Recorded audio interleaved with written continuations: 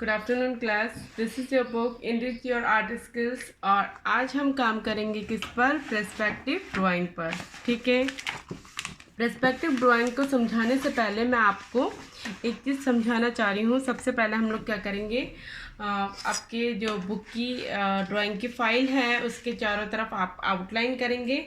कैसे आउटलाइन करेंगे? आपने अपनी रूलर की हेल्प से आपने पेज के चारों तरफ आउटलाइन करनी है।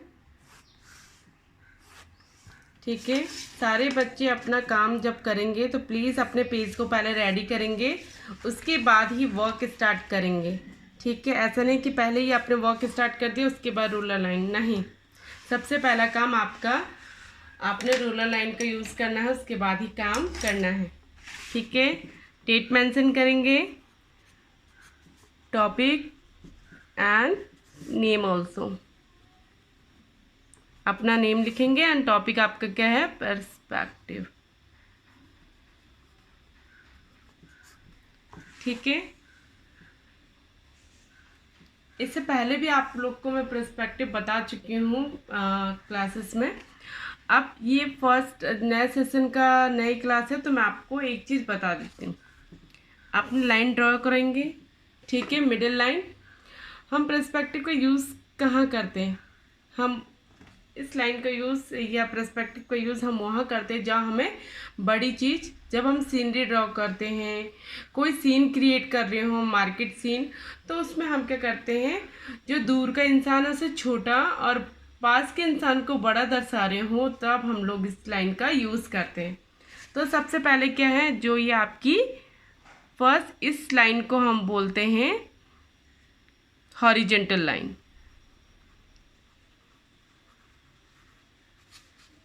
ठीक है, हम इस लाइन को बोलते हैं हॉरिजेंटल लाइन। और ये जो हमारा बीच को जो हमने पॉइंट रखा, इसको हम बोल देंगे क्या?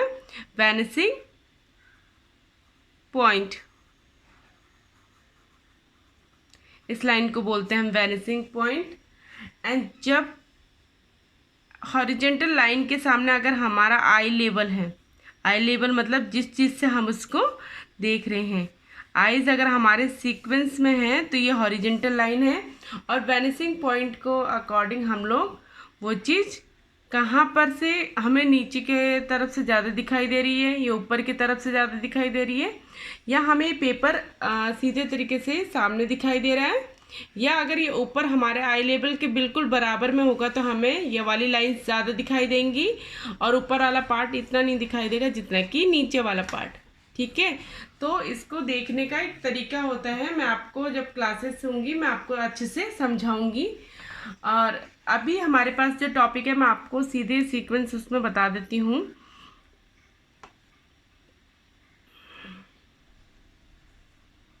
ये देखिए, अगर हमारी वैनिसिंग पॉइंट पे सीधे में लाइन है तो हमें ये चीज़ें क्या देंगे? सामने सामने दिखाई देंगी। अगर आइज़ का लेवल हमारे नीचे से देख रहे हैं हम इसको, वैनिसिंग पॉइंट को, तो हमारे पास कुछ, ये देखिए मैं आपको बता देती हूँ।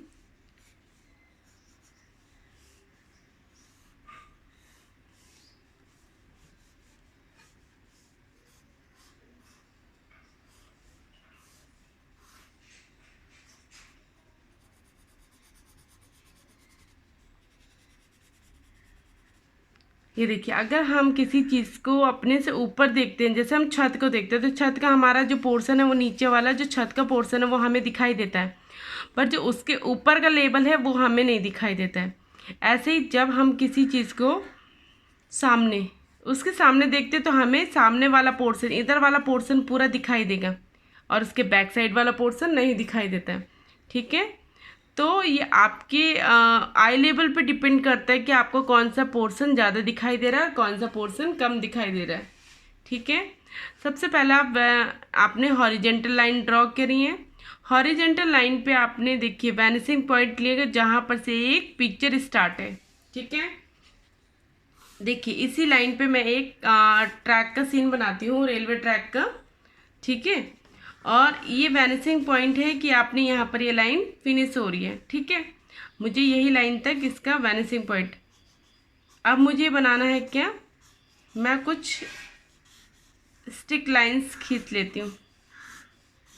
ठीक है, और ये क्या बन गया देखिए, ये एक रेलवे ट्रैक है।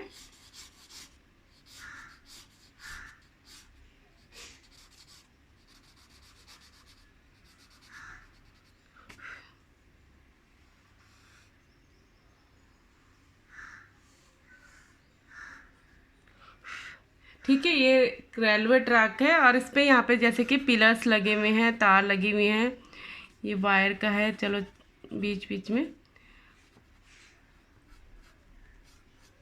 तो क्या चीज़ दिखाई दे रहा है आपको? आपको एक चीज़ का इमेजिनेशन दिखाई दे रहा होगा कि आप जो चीज़ बीच में बना रहे हैं, ये देखिए सबसे पीछे वाली लाइन कितनी छोटी है। जैसे जैसे हम सामने की चीज़ें देखते हैं, ये पिक्चर के अंदर देखिए आपने एक ड्रॉ किया है, ये एक रेलवे ट्रैक का सीन है।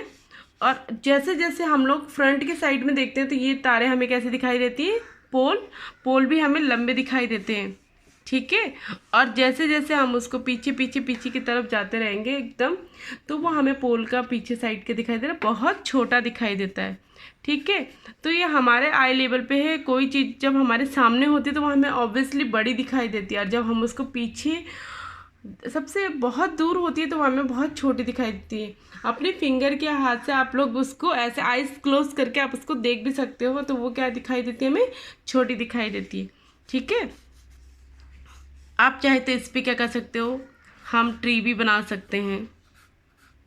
ठीक, लेबल आपका ट्री का जो पोर्शन जा रहा है वो छोटा छोटा होता जाएगा, और इस पोर्शन में हमारा देखिए ट्री भी ड्रॉ हो रहा है। सेम इसी लेबल के अकॉर्डिंग आप इसके सामने बनाएंगे और यहाँ पर तक।